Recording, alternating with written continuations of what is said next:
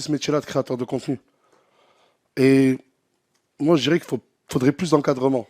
Pas sévère, pas des punitions, mais ça vous fait sourire, monsieur le député? Ça vous fait sourire? Je vous parle de la santé mentale des créateurs de contenu. Excusez-moi, je vous demande pas de me faire de remarques, vous êtes ici en audition. Mais vous souriez pendant que je parle. C'est pas une remarque, c'est Excusez-moi, déplaisant pour mais moi. je suis... Petite vidéo aujourd'hui. Encore une fois, on va revenir sur ce qui s'est passé à la commission d'enquête parlementaire avec Nasdaq cette fois-ci. Mais on va pas revenir sur tout, mais un petit passage spécifique, puisque je pense que pour ce qui est des passages un peu pitres, du genre des pitreries et tout, ça a tourné. Mais quelque chose de beaucoup plus marquant qui fait que là, pour le coup, j'ai beaucoup plus apprécié Nasdaq. Je l'ai découvert autrement que ce que je savais déjà de lui, en fait. Je le trouve même beaucoup plus intéressant maintenant. C'est qu'en fait, quand il a soulevé un point vraiment intéressant par rapport aux enfants qui venaient en fait devant chez lui lorsqu'il habitait à Perpignan. Je ne sais pas s'il s'y trouve toujours. Il a dit qu'il est actuellement dans une villa. Et concrètement, c'est vraiment, vraiment quelque chose d'important et d'intéressant pour lequel il faudrait qu'on en parle. Et bien sûr, on va voir tout cela ensemble. À tout de suite.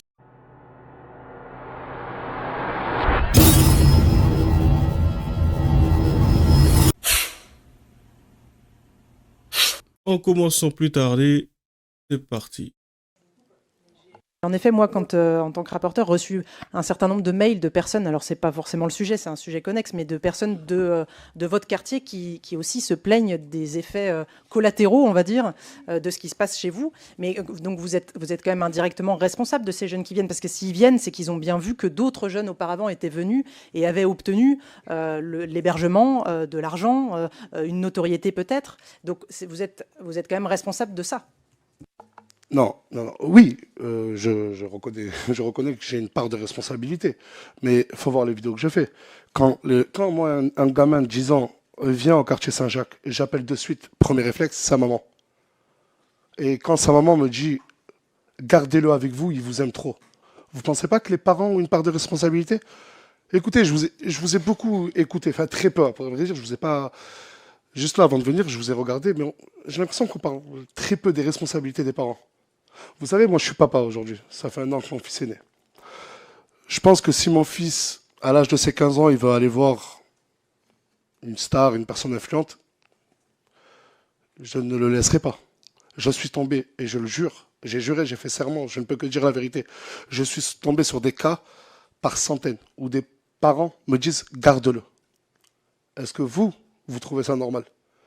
Et oui, j'ai cette part de responsabilité, je filme. Mais il faut voir ensuite la morale. Il y a toujours une morale dans les vidéos. Je dis, je le redis, et vous pouvez aller vérifier. Arrêtez. Ne venez pas. Arrêtez de croire aux rêves Nasdaq. Et parmi les personnes, j'ai pris les personnes. Écoutez, je viens d'un quartier, c'est un des quartiers les plus pauvres de France. Laisser une gamine, je ne sais pas moi, de 17, 18 ans, à 3 heures du matin au quartier, sa mère me supplie de l'héberger et demain de lui prendre un train, je le fais.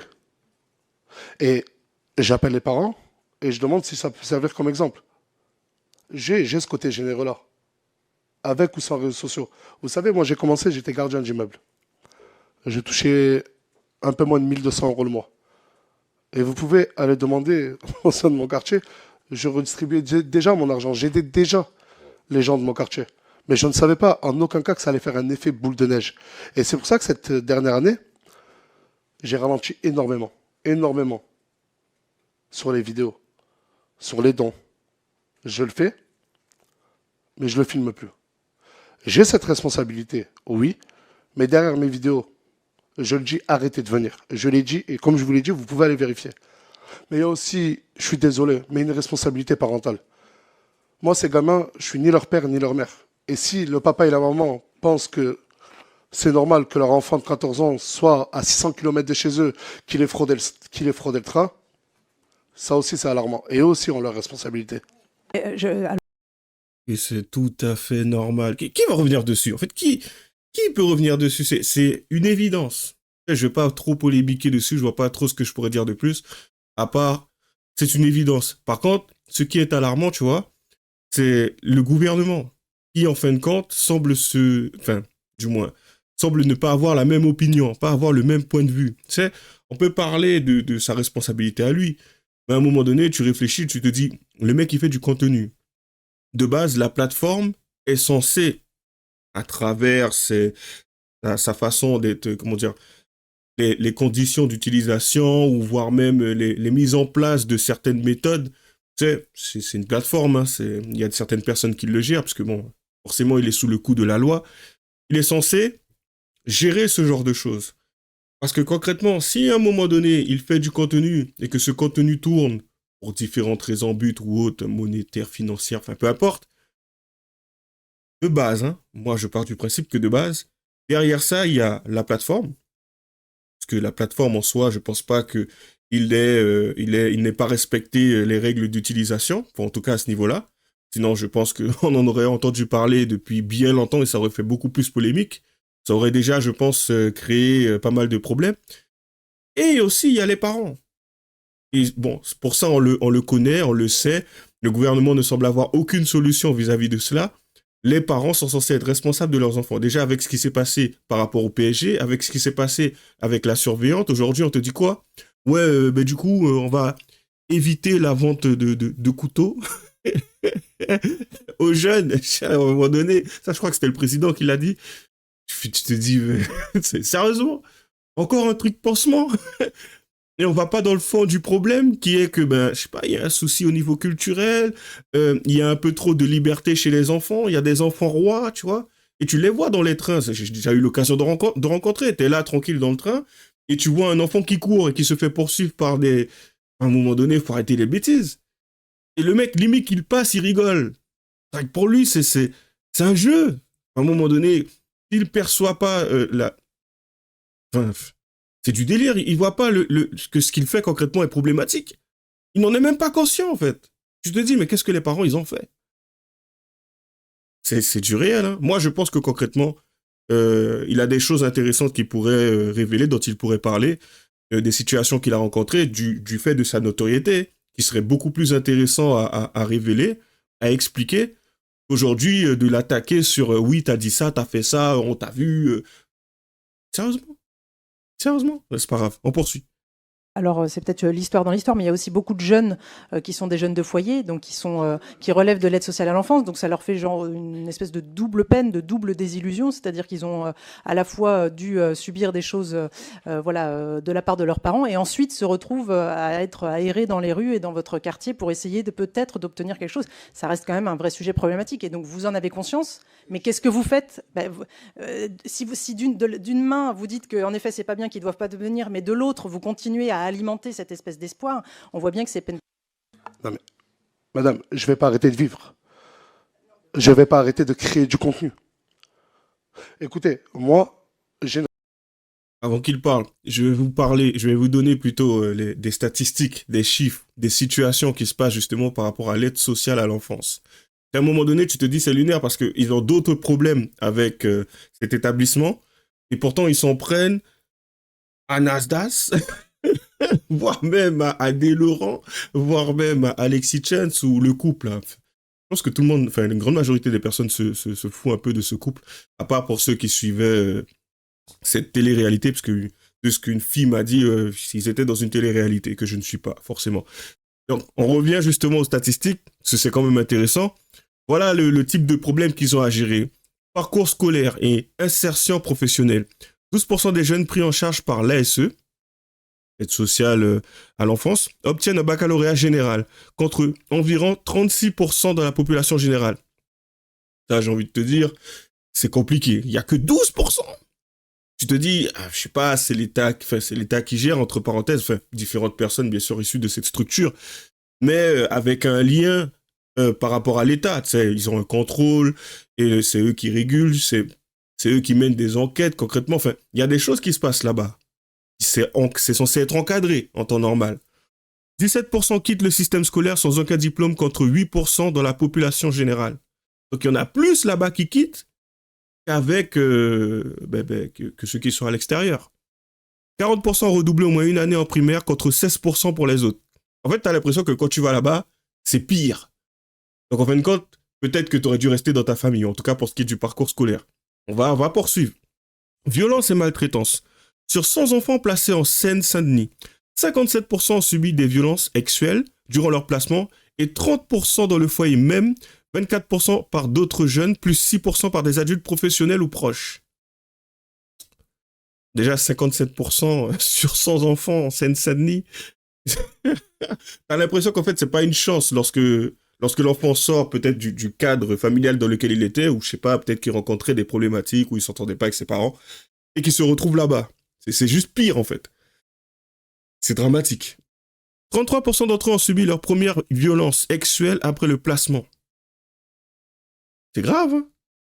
C'est grave. Et ouais, Nasdaq, oui, mais en fait, il y a des jeunes qui viennent vous voir. Sérieusement. C'est pas normal. Vous avez votre part de responsabilité. Et pour ce que je viens de citer, ça se passe comment? Vous réglez ça comment, en fait? Vous avez besoin d'une commission d'enquête pour ça? Et qu'est-ce qui fait que jusqu'à maintenant, il n'y a toujours pas d'avancement? C'est en 2024, hein, c'est du récent, tout ça.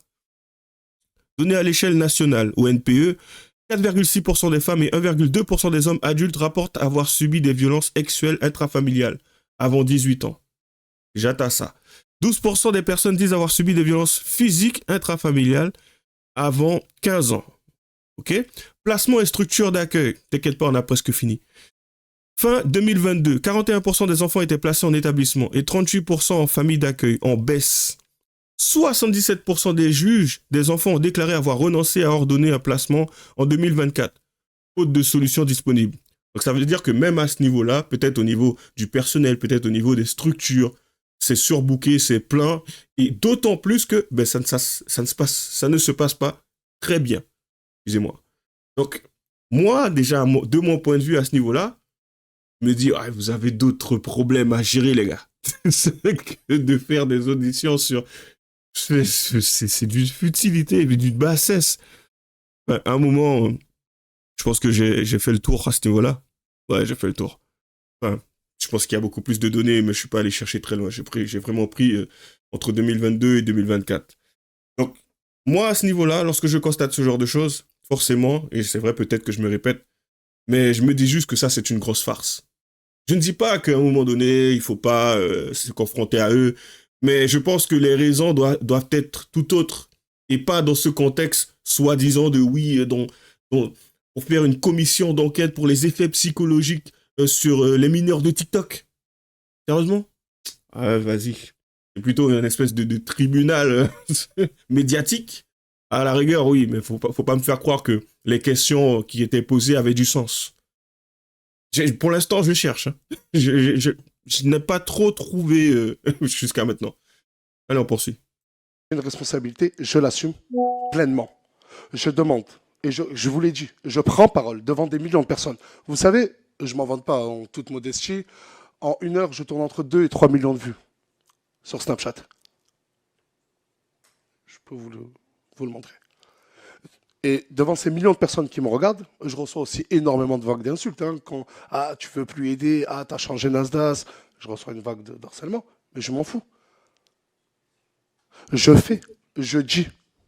Et à Perpignan, il y a même une équipe d'amis qui m'entoure. Appelle la police.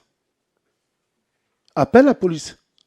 Quand il y a des jeunes qui viennent, la police me disent « Nas, est-ce qu'ils montrent des photos ?» Je leur dis « Ouais, il était là ce matin. » Mais c'est pas pour autant que je vais... Écoutez, avant que ça devienne un fléau, je le faisais déjà. J'aime aider, en toute modestie, je suis généreux. Je vous l'ai dit, j'ai ralenti. Entre il y a 3 ans et cette dernière année-là, j'ai peut-être ralenti à 80-90%. Et c'est pour ça que je me suis même isolé dans une villa. Mais j'ai fait. Aujourd'hui, vous me dire que je le condamne, mais je continue. Non, je le condamne et je ralentis. Mais je ne peux pas m'arrêter. Dans ce cas-là, sinon on accuse tout le monde de tout. Je suis désolé, j'ai fait des choses, j'ai fait de la prévention. J'ai demandé d'arrêter.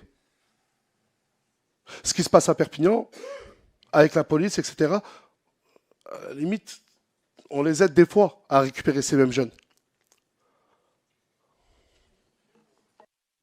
Avant de laisser en effet la place... Oui. Revenir. Et sur les jeunes, c'est vrai qu'il me fait bien de me faire penser, les jeunes de foyer, ça représente beaucoup de jeunes, beaucoup de jeunes. Écoutez, je suis pas un expert en tout ce qui est éducation nationale, les jeunes, foyers, etc. Mais j'entends des témoignages venant de ces jeunes. Est-ce que c'est normal que ces mêmes jeunes-là fuguent, quitte à dormir dehors pour venir voir Nasdaq, pour plus se sentir en sécurité des fois que dans certains foyers? C'est peut-être pas une autre question que là qu'il faut soulever. J'ai vu par des vidéos, j'ai entendu des témoignages de ces jeunes-là. Nas, on ne veut pas dormir chez toi. On veut juste être en sécurité dans ton quartier, s'il te plaît. Et j'ai fait serment. J'ai porté serment là, il y a quelques minutes en arrière. Tout ce que je dis, c'est la vérité. Il y a aussi cette responsabilité de l'État. Non?